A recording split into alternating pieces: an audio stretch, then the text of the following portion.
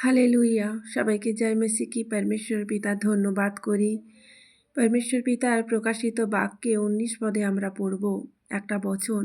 কারণ অনেকে বলে যে হালেলুয়া কথা বলা যাবে না, কারণ হালেলুয়া কথা বললে সেটা হলো নাকি ভুল রাস্তা।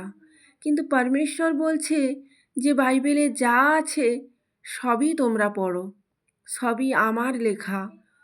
আমার হার একটা শিষ্য এটা লিখেছে, তারা যেটা দেখেছে সেটাই তারা এই পুস্তকের মধ্যে তুলে ধরেছে তোমাদের কাছে, যাতে তোমরা পরিত্রাণকে পাও, যাতে তোমরা আমার রাজ্যকে দেখতে পাও, যাতে তোমরা আনন্দিতে থাকো, তোমরা আমার স্বর্গের রাজ্যেতে আসতে পারো। কিন্তু অনেক সন্তান বলছে যে এটা নাকি ভুল রাস্তা। তো চলো এখানে একটু পড়ি। প্রকাশিত বাক্য 19 পদে বলছে, এই সকলের পরে আমি যেন স্বর্গস্থিত বৃহৎ লোকারণ্যের মহারব শুনিলাম। তাহারা বলিতেছে, হালেলুইয়া, হালেলুইয়া, পরিত্রাণ, প্রতাপ ও পরাক্রম আমাদের ঈশ্বরের। হালেলুইয়া। এখানে দেখো আমি সবুজ পেন দিয়ে দাগ দিয়ে রেখেছি, এখানে আরও আছে। পরে তাহারা দ্বিতীয়বার কহিল, হালেলুইয়া। আবার এখানে তৃতীয়বার বলছে হালেলুইয়া।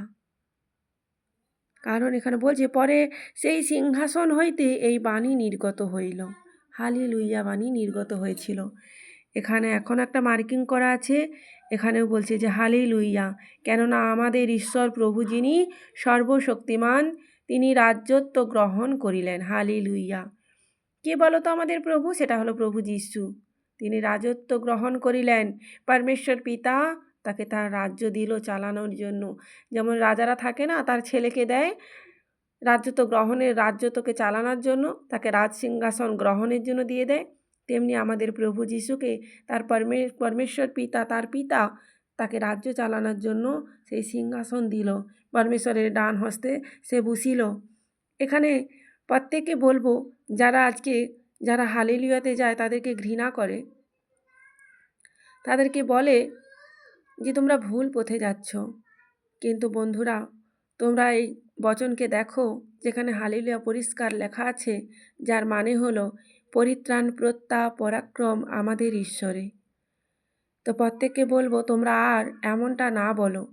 হালেলুয়া কথার অর্থ পরিত্রাণ, প্রতাপ, পরাক্রম আমাদের ঈশ্বরে, পরমেশ্বরেরই হার একটা পরাক্রম।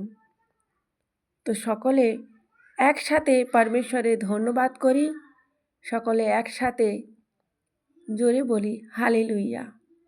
সবাইকে জয় মেসি কি।